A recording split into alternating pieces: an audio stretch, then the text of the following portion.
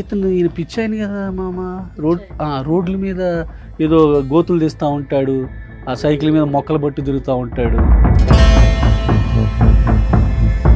ఇప్పుడు ఎట్లా అయిపోయిందంటే జనాలకి ఒక మంచి పని చేసే వాళ్ళు పిచ్చోళ్ళగా. అదే కదా. అరే ఏం మాట్లాడుతున్నావు నువ్వు, ఆయన ఎంత గొప్ప వ్యక్తి తెలుసా నీకు. కొంతమంది సినీ సెలబ్రిటీలు ఒక మొక్క నాటే దానికి ఇంత పెద్ద షో చేస్తూ ఉంటారు కదా. మేము మొక్క నాటామని. ఆయన 5వ తరగతి వరకు చదివారు, కానీ ఆయన లైఫ్ స్టోరీ 9వ తరగతి పాఠంలో ఉంది. ఓకే, ఆయన చదివింది 5వ తరగతి, కానీ 9వ తరగతిలో ఆయన పాఠాలు ఇప్పుడు పిల్లలు చదువుతున్నారు.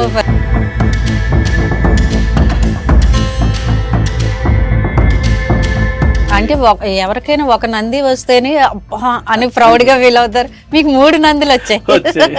కానీ అదే నాకు మైనస్ కూడా అయింది. అదే మైనస్ అయిందంటే ఎందుకు చెప్పంటారా?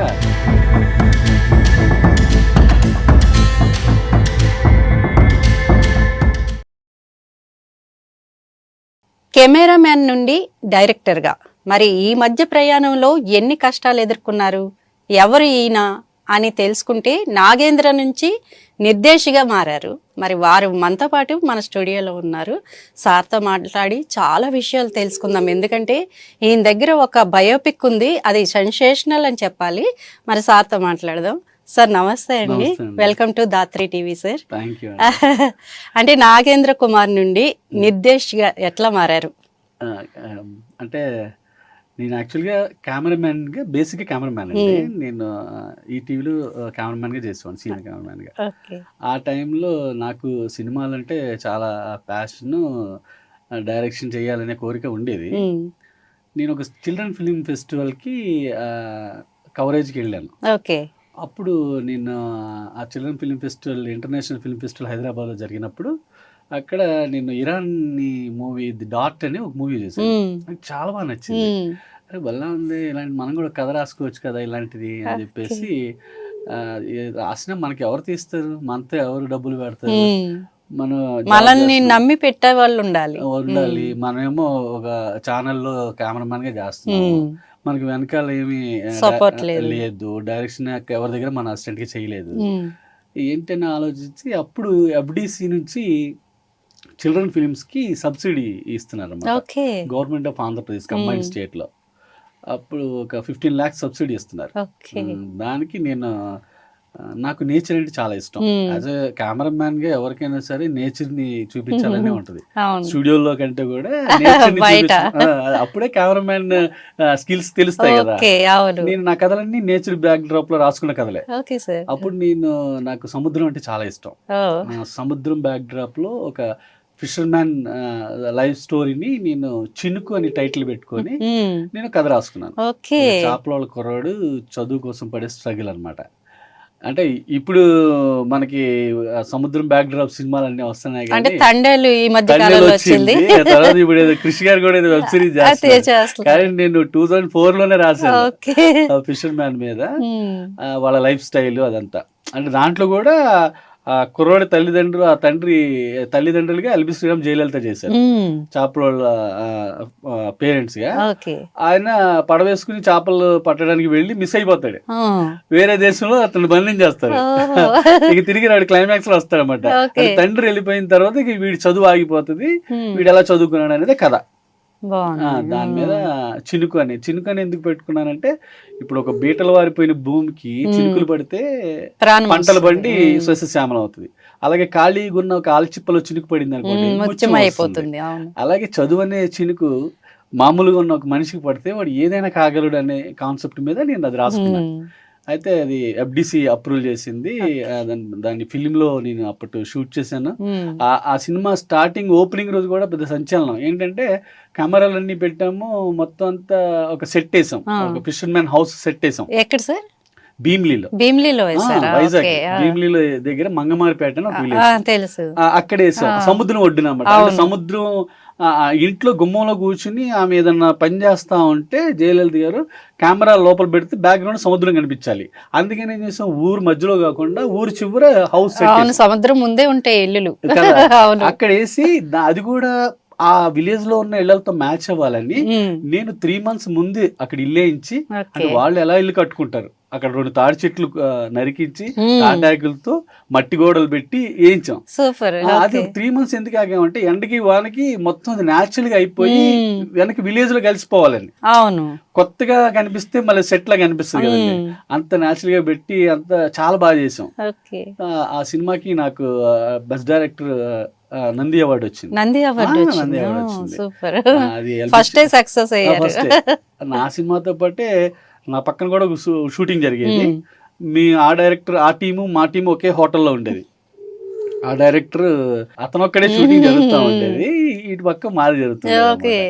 అతను డెబ్యూ డైరెక్టరే సురేందర్ రెడ్డి గారు. సురేందర్ రెడ్డి అప్పుడు ఆయన కూడా అక్కడే షూటింగ్ చేసేవాడు. ఆయన ఫస్ట్ సినిమా, నా ఫస్ట్ సినిమా. అయితే ఇంకో కోఇన్సిడెంట్ ఏంటంటే ఇద్దరం ఒకే డాష్ మీద నంది అవార్డులు తీసుకున్నాం. అలాగా ఆ సినిమాతో నాకు ఆ కోరిక తీరింది. ఆ తర్వాత కూడా నేను మళ్ళీ కథ రాసుకుని మళ్ళీ నేను అల్లరి నరేష్తో సినిమా చేయడానికి టూరింగ్ టాస్ బ్యాక్ డ్రాప్ లో కథ రాసుకున్నాను. అదంతా ఓకే అయింది. ఫైనల్ స్టేజ్కి వచ్చేప్పటికి ఆ ప్రొడ్యూసర్ అంతకుముందు ఒక సినిమా చేస్తున్నారు. ఆ సినిమా అతనితో ఆ సినిమా వాళ్ళు ఏం చేశారంటే అది 3 కోట్ల సినిమా అయితే 6 కోట్లు ఖర్చు పెట్టించారు. ఖర్చు పెట్టించేపటికి ఆయన ₹1 కూడా రాలేదు.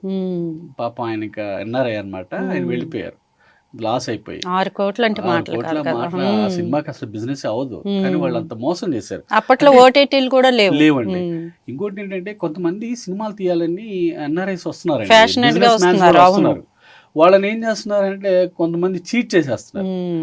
దాని వల్ల ఏమవుతుందంటే వాళ్ళకి ఈ సినిమా చచ్చిపోతుంది. అమ్మో ఇక్కడికి వెళ్తే వీళ్ళు మోసం చేస్తారు, డబ్బంతా తినేస్తారు అని చెప్పేసి ఒక ముద్ర పడిపోయి వాళ్ళు ఎన్నో సినిమాలు తీద్దాం అని ఫ్యాషన్ గా వచ్చిన వాళ్ళు కూడా ఆ ఒక్క సినిమాతో వెళ్ళిపోతున్నారు. పోతే పోయి నేను తొలగిపోయింది, ఇక నెక్స్ట్ మనం అసలు దీని జోలికి వెళ్ళకూడదు, అలా అయిపోయింది. అప్పుడు నాది ఆ సినిమా అలా ఆగింది. ఆ తర్వాత మళ్ళీ నేను జాబ్ చేస్తూ మళ్ళీ ఇలాగే కథలు రాసుకుని మళ్ళీ తర్వాత ఇంకో సినిమా చేశాను, పోలీస్ పాపారావు అని. ఒక మిస్సింగ్ గన్ మిస్ అవుతుంది, అది కూడా అరకు బ్యాక్ డ్రాప్, శివాజీ రాజా నేచర్ ఎక్కడ ఉంటే అక్కడ ఉంటారు మీరు. అర్థమైంది. అంటే ఒకటే నేను కాన్సెప్ట్ ఏంటంటే సముద్రాన్ని ఎవరు సెట్ అయ్యలేం కదా, అస్సలు వేయలేము. అలాగే అరకుని ఎవరు సెట్ వేయలేరు. అలా నేను చూస్ చేసుకుంటా అనమాట. ఫస్ట్ అంతా సముద్రం బ్యాక్ డ్రాప్, నెక్స్ట్ అంతా అరకు బ్యాక్ డ్రాప్. అలాగే కథలు ఎక్కువ, నా కథలన్నీ కూడా నేచర్ బ్యాక్ డ్రాప్ రాసుకున్నాయి. అలా చేసుకున్న టైంలో అంటే ప్రకృతి అంటే నాకు చాలా ఇష్టం. అప్పుడు నాకు వనజీవి రామయ్య గారి గురించి తెలిసి అసలు ఆయన ఎక్కడ ఏంటి ఆయన గురించి అంతా తెలుసుకున్నాను. ఆయన ఖమ్మం దగ్గర ఉంటారు, అవుట్స్కట్స్ లో, ఆయన తెలిసింది. ఆయనకి పద్మశ్రీ వచ్చింది, ఆయన 1,000,000 మొక్కలు నాటారు. ఇంత గొప్ప వ్యక్తి కదా అని చెప్పేసి ఖమ్మంలో నా ఫ్రెండ్ వాళ్ళ అబ్బాయి అక్కడ ఉంటున్నాడు ఖమ్మంలో, ఒక షోరూమ్ పెట్టుకుని.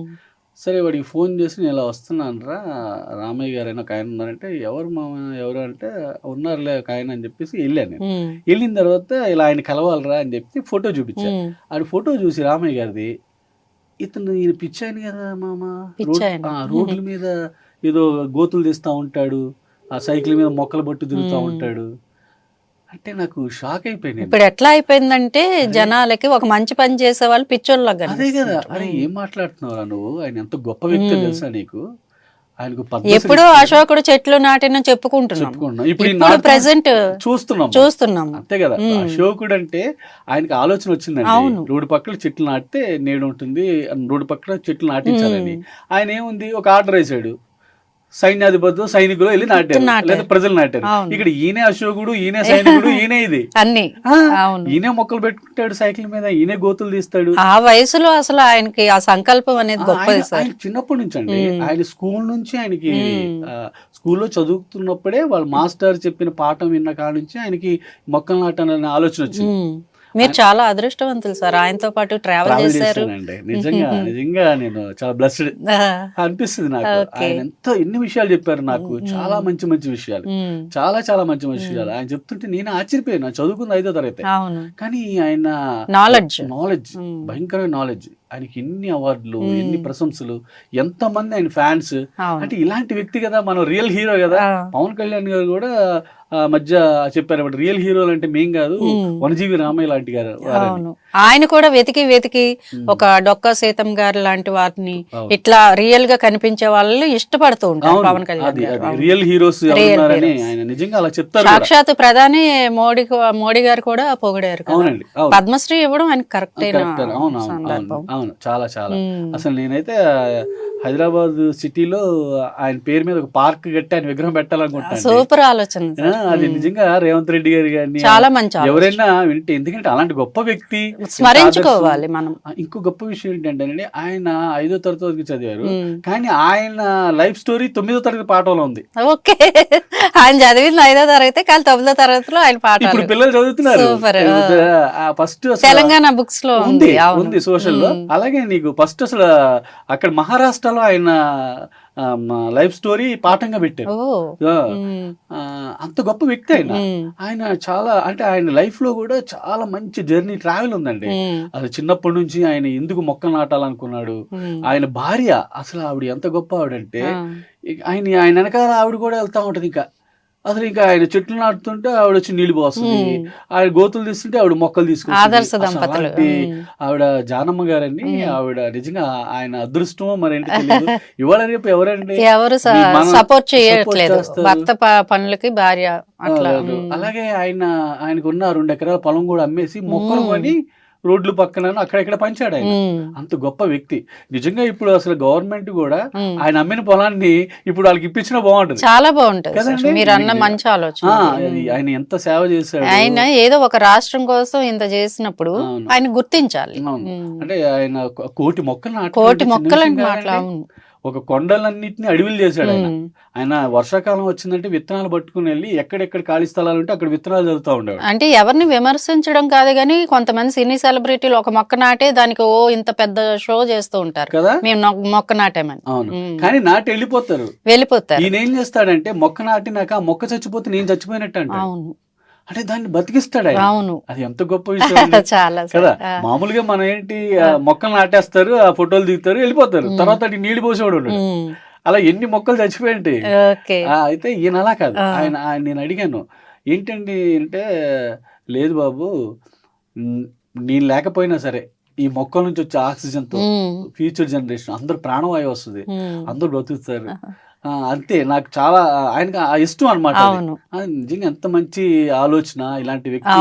అని నేను మీ బయోపిక్ ని తీయాలనుకుంటున్నానండి. ఇలా అంటే అప్పుడు బాంబే నుంచి కూడా ఒక పెద్ద ప్రొడక్షన్ కంపెనీ వాళ్ళు వచ్చారు, సేమ్ సారథి బయోపిక్ తీయాలని. అప్పుడు ఆయన చెప్పారు ఏంటంటే, లేదు నువ్వు చేయి బాబు, మన తెలుగు కుర్రోడి, నువ్వు ఇంత ఇంట్రెస్ట్ గా వచ్చావు, ఇంత నీకు బాగా నచ్చింది, నా గురించి ఇంత తెలుసుకున్నావు, నువ్వు తప్పకుండా నువ్వే తీయండి. ఆయన ఏం చేశారంటే, సరే సార్ అన్న, లేదు నువ్వు రికార్డ్ చేసుకో, నేను చెప్తాను మళ్ళీ తర్వాత కాపీ రైట్లు అవి ఇవి చాలా తతంగాలు అవుతున్నాయి అని ఆయన వీడియోలో నాకు చెప్పారన్నమాట. అది మీకు ఇస్తాను, అలాగే ఆయన రాసిచ్చారు రిటర్న్ గా హ్యాండ్ రైట్ తో. అది కూడా ఫ్యూచర్ లో మీకు ఎటువంటి ఇబ్బంది లేకుండా ఉండాలని. మరి ఆయన ఎందుకు చేశారో పాపం తెలియదు, లేదు చాలా ముందు ఆలోచనగా ఆయన చేశారు. నాకు ఇచ్చిన తర్వాత మధ్యలో నీ ఫోన్ చేస్తుండేవాడిని. నేను ఈ కథ పట్టుకొని చాలా మంది దగ్గరికి వెళ్ళానండి. ఎవరికాళ్ళు నీకేమైనా బుద్ధి ఉందా లేదా, ఎవరు తీస్తారు, ఏముంది ఆయనకి, ఏదో మొక్కలు నాటుతున్నాడు అంటే ఆయన మీద సినిమా ఏంటి అది ఇది అని చెప్పేసి ఎవరు ఎంకరేజ్ చేయలేదు. నా సంకల్పం మాత్రం అలా ఉండిపోయింది, లేదు ఇది ఒక మంచి కథ ఇది. మరి ఇప్పుడు ఎట్లా సార్, ఎవరైనా వచ్చారు? ఎవరు రాలేదు, ఇంకా రాలేదు. నేను ఇంకా ప్రయత్నాలు చేస్తూనే ఉన్నా. అదే నేను కనీసం తెలిస్తే ఎవరన్నా ఉన్నా అంటే 100% national award eligible, national award winning movie అండి ఇది. ప్రకృతి మీద సంబంధించింది. ఇప్పుడు ఎవరు తీస్తారు, మనకి అది చాలా ఇంపార్టెంట్. పద్మశ్రీ అవార్డు గ్రహీత ఆయన లైఫ్ లో చాలా ఒడిదుడుకులు ఉన్నాయి, అప్ అండ్ డౌన్స్ ఉన్నాయి, కష్టాలు ఉన్నాయి, యాక్సిడెంట్, రోడ్ల పక్కన ఆయన నాటుతున్నప్పుడు యాక్సిడెంట్లు అయ్యి హాస్పిటల్లో పడిపోయి ఉన్నాడు, చాలా ఉన్నాయి, ఆయన స్ట్రగుల్స్ ఉన్నాయి. ఆయన చైల్డ్హుడ్ చాలా ఇంట్రెస్టింగ్ ఉంది. అంటే ఇదంతా కూడా ఒక 2-3 బుక్స్ కూడా రాశారు ఆయన మీద. వనజీవి రామయ్య మీద బుక్స్ రాశారు. నరేష్ జిల్లా అని ఒక కుర్రోడు కూడా మొన్న మధ్య కూడా ఒక బుక్ రాసి రిలీజ్ చేశాడు. నేను కూడా వెళ్ళాను, వాళ్ళందరూ కూడా నాకు టచ్ లో ఉన్నారు. అంటే నేను మూవీ చేయాలని నా సంకల్పం, అతను బుక్ రాయాలని. అలాగే వాళ్ళ మనవాళ్ళు కూడా నాతో టచ్ లో ఉన్నారు. అది అవ్వాలి. ఆయన అదే చెప్తాను నేను, తప్పకుండా అవ్వాలి సార్. ఒక మంచి వ్యక్తిది మనం బయటికి తీసుకురాగలగాలి. ఎట్లాగా పాఠ్యాంశాలుగా చదువుకుంటున్నారు కాబట్టి అవును మనం సినిమా రూపంలో చూపిస్తే తెలియని వాళ్ళకి చాలా మందికి తెలుస్తుంది కదండి. ఇప్పుడు సినిమా అనేది చాలా పెద్ద చాలా medium పెద్ద కదండి. సినిమా ద్వారా మనం ఏదైనా ఏదైనా చెప్పగలుగుతాం. చేయొచ్చు. శంకరాభరణం చూసి ఎంతో మంది సంగీతం ఎంతో నేర్చుకున్నారు. మంది నిజమే సార్. సాగర్ సంగమం చూసి ఎంతో మంది డాన్స్ డాన్సులు కదా. అవును. సినిమా అనేది ఇన్స్పైరింగ్. ఇన్స్పైరింగ్. అలాగే నాకు కూడా ఏంటంటే కనీసం వనజీవరావు లాగా ఆయన లైఫ్ స్టోరీ తీస్తే ఎవరన్నా చూసి ఇన్స్పైర్ అయ్యి ఒక మొక్కలు 10 మొక్కలు నాటినా చాలా అనిపిస్తుంది. అలాంటి ఎట్లాగో తెలంగాణలో ఇప్పుడు సంతోష్ కుమార్ గారు చేపట్టిన గ్రీన్ ఛాలెంజ్ ఉంది. అవును మరి మీరు అట్లా అప్రోచ్ అయినా ఏదో ఎవరో ఒకరు వస్తారని కూడా చూద్దాం. ఆయన కూడా చెప్పేవారు. సంతోష్ కుమార్ గారు కానీ, రేవంత్ రెడ్డి గారు కానీ, తెలియని కేసీఆర్ గారు కానీ, అసలు ఆయన గురించి ఎవరికి ఎవరికి తెలియదు. తెలియదు. ప్రపంచం అవును. అంతా తెలుసు. అవును. వనజీ రామయ్య గారి గురించి తెలియని వాళ్ళు ఎవరు లేరు. ఎవరు లేరు. అది అలాంటి వ్యక్తి బయోపిక్ తీయాలి నా కోరిక. ఉమ్. ఎవరైనా ఇంట్రెస్ట్ ఉండి కనుక చేస్తే ఇప్పుడు నా బ్యాక్ డ్రాప్ కూడా నేను చేసిన సినిమాలు కానీ నా బ్యాక్ డ్రాప్ కూడా నాకు అవార్డ్స్ ఉన్నాయి. నంది అవార్డ్స్ అంటే ఉన్నాయి. ఎవరికైనా ఒక నంది వస్తేనే అబ్బా అని ప్రౌడ్ గా ఫీల్ అవుతారు. మీకు 3 నందులు వచ్చాయి. వచ్చాయి. కానీ అదే నాకు మైనస్ కూడా అయింది. అదే మైనస్ అయిందంట. ఎందుకు చెప్పంటారా, ఇప్పుడు నా దగ్గర కమర్షియల్ సినిమాలు చాలా రాసుకున్నాను నేను. నా లైఫ్ లో నేను ఇద్దరంటే నాకు ఇష్టం అండి. వాళ్ళిద్దరు కథలు, ఒకళ్ళు జంజాలి గారు, ఓకే. ఇంకొకళ్ళు విశ్వనాథ్ గారు. విశ్వనాథ్ గారు కథలన్నా నాకు ఇష్టం. అంటే రియల్ క్యారెక్టర్స్ నుంచి ఉంటాయి. క్లాసికల్ మూవీస్ ఎంత బాగుంటాయి. అంటే ఆ క్యారెక్టర్లు కూడా మన మధ్యలో ఉన్న క్యారెక్టర్లు ఉంటాయి. రియల్ గా సుర్కులైలు గాని, మనం ఏది తీసుకున్న స్వయం కృషి గాని, విశ్వనాథ్ గారి సినిమాలన్నీ. అలాగే జంజాలి గారి కామెడీ ఎంత బ్యూటిఫుల్ గా ఉంటుంది. చాలా బాగుంటుంది. అందుకని నేను వాళ్ళిద్దరి ఇన్స్పిరేషన్ తో అలాంటి కథలు కూడా రాసుకున్నా. నేను సేమ్ వనజీవి రామయ్య గారి కథ ఎలాగో నేషనల్ అవార్డు ఆ టార్గెట్ మీద నేను ఆ సినిమా కూడా చేయాలి, జనాలకు ఆయన గురించి చెప్పాలి అని ఎలా అనుకుంటున్నాను. అలాగే నేను కూచిపూడి మీద కూడా కథ రాసుకున్నాను. నెమలి అని టైటిల్ కూడా పెట్టేశారు. నెమలి రిజిస్టర్ చేయించాను. ఆ కథ కూడా ఒక 12 years నుంచి పట్టుకున్నాను. మీ దగ్గర ఎన్ని కథలు ఉన్నాయి సార్? ప్రెజెంట్ చాలా ఉన్నాయి. నేషనల్ అవార్డు కోసం ఈ 2 కథలు మెయిన్ గా ఇవి. ఓకే. నేను దీని గురించి అయితే, ఆ నెమలి గురించి అయితే, కూచిపూడి ఇప్పుడున్న సో కాల్డ్ టాప్ డాన్సర్స్ అందరిని కలిసానండి. ఆల్రెడీ వెంపటిచిన సచిన్ గారి పిల్లల్ని కూడా కలిసాను. అందరిని కలిసాను. మంజు భార్గవిని కలిసాను. శోభానాయుడు గారు, అందరిని కలిసాను. శోభానాయుడు గారిని, మంజు భార్గవి గారిని, చాలా మంది టాప్ మంది. ఇక్కడే కాదు, యుఎస్ లో ఉన్న వాళ్ళని కూడా కలిసాను నేను. అమెరికాలో కూచిపూడి నాట్యశాల అని పెట్టుకుని $100,000 సంపాదిస్తున్న వాళ్ళని కూడా కలిసాను. ఎవ్వరు అద్భుతమైన కాన్సెప్ట్, చాలా బాగుంది అని ఒక్కడు కూడా ముందుకు రాలి. అలీ ముందుకు రాలా.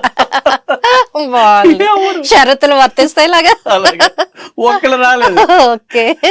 అంటే నేను అది కూడా ఒక ట్రైబల్, ఒక పాప అడవి నుంచి అమెరికా వరకు వెళ్ళిన ఒక పాప కదా. సూపర్.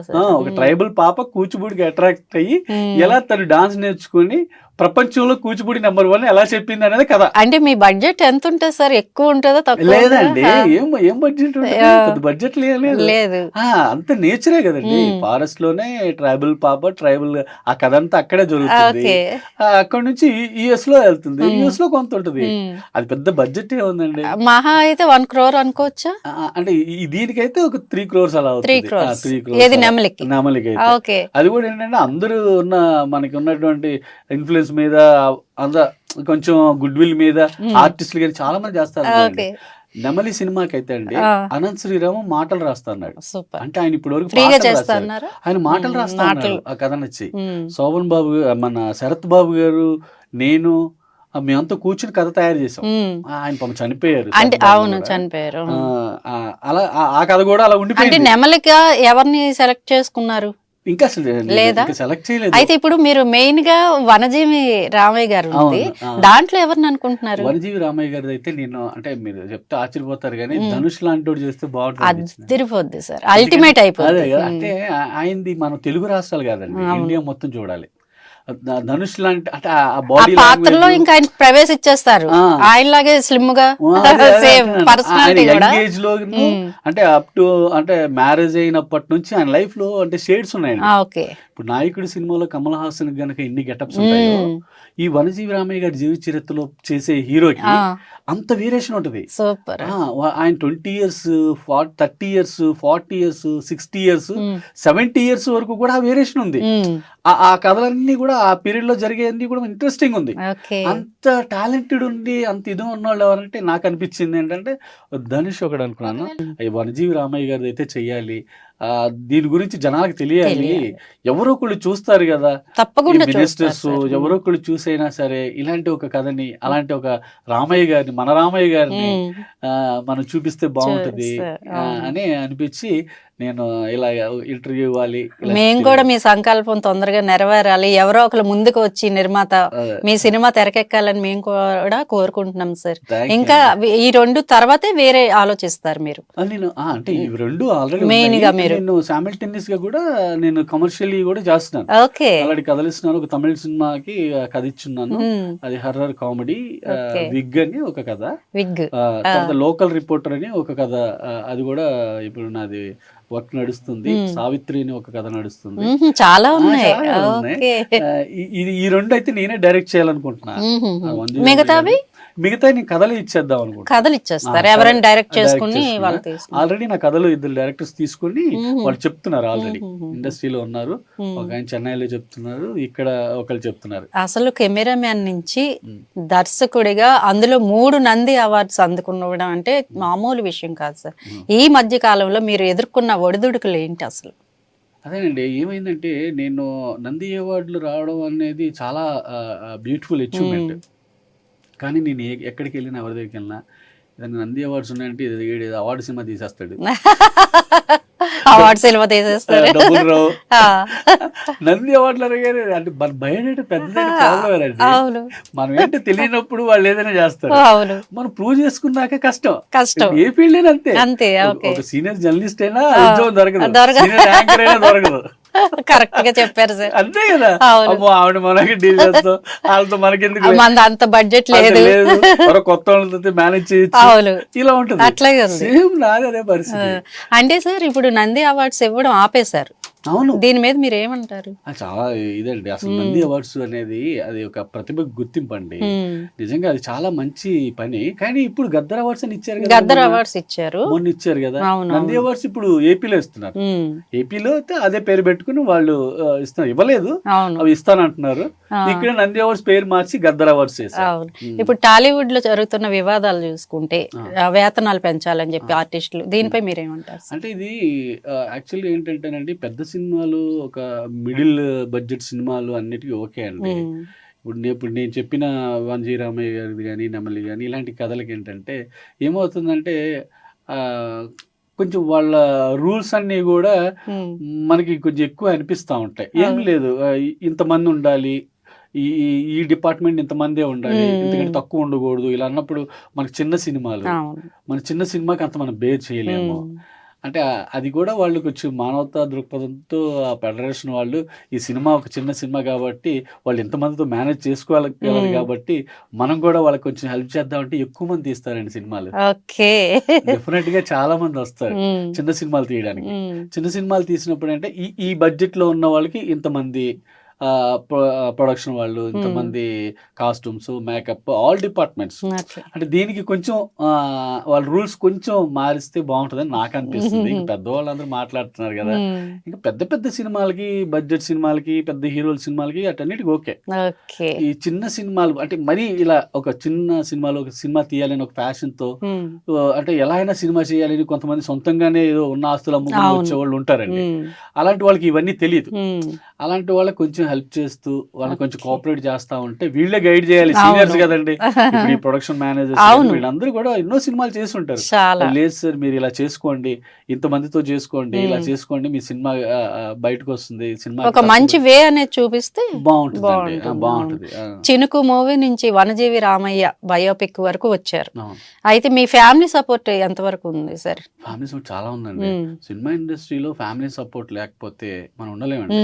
ఇప్పుడు హ్యాపీగా నేను ఒక ఛానల్లో ఒక 60,000-70,000 శాలరీ తెచ్చుకుంటున్నప్పుడు ఆల్ ఆఫ్ సైడ్ దాన్ని వదిలేసి సినిమాలు అని చెప్పేసి మనకి ఇప్పుడు దగ్గర నా సెకండ్ సినిమా చేసి 10 years అయింది.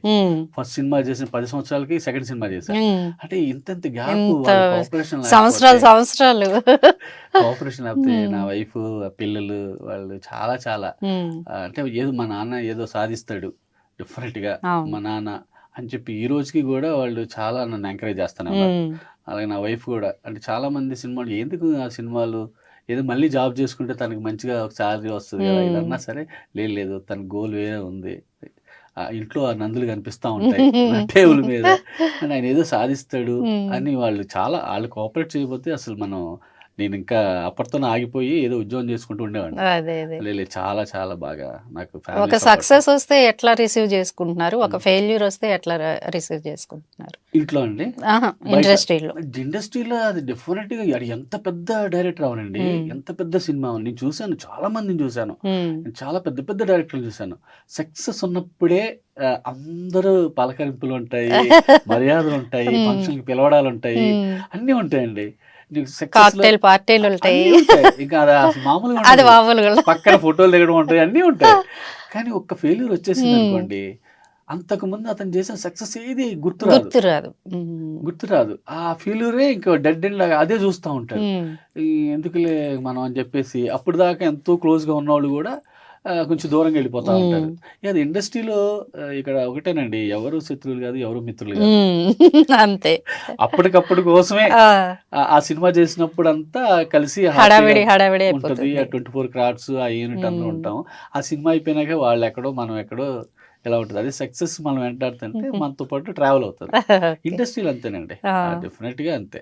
ఇండస్ట్రీలో ఇంతే ఇంతే ఇండస్ట్రీలో ఇంతే ఎవరైనా తప్పదేగా. అయితే ఈ బయోపిక్ కోసం ఎవరిని కలవబోతున్నారు ఇప్పుడు రీసెంట్ గా? ఓకే సరే. అంటే దిల్ రాజు గారిని ఒకరిని కలవాలని అయితే నాకు కోరిక ఉంది. మళ్ళీ ప్రయత్నం అయితే చేస్తూ ఉంటానండి. అది ఎవరు ఎప్పుడవుతుందో ఆ సంకల్పం ఏమవుతుందో తెలియదు, కానీ డెఫినెట్ చేస్తాను. కానీ ఒక రోజు ఇదే సినిమాకి సంబంధించి నేషనల్ అవార్డు ఢిల్లీలో అయితే తీసుకుంటాను. పక్కా కొడతారు అయితే. అప్పుడు కూడా వచ్చి మాకు ఇంటర్వ్యూ ఇవ్వాలి మీరు. ఓవర్ కాన్ఫిడెన్స్ కాన్ఫిడెన్స్ లేదు, అది స్టోరీని బట్టి వస్తుంది. నాకు అర్థమైంది. అంతే, అదే అంటున్నారు, అది ఓవర్ కాన్ఫిడెన్స్. కాన్ఫిడెంట్ గా ఈ సినిమా ఎవరు చేసినా సరే ఒక నేషనల్ అవార్డు అయితే మాత్రం వాళ్ళ ఇంట్లో ఉంటుంది. 100% ఆ టీమ్ కి మంచి పేరు వస్తుంది, ఉంటుంది. నేను యాక్చువల్గా దీనికి మన అర్చన గారు ఉన్నారు కదండి, మన పాత అర్చన గారు, లేడీ స్టైల్ అన్వేషణ, అవునవును, అదేది అన్వేషణ ఇది చేసిన అర్చన గారు,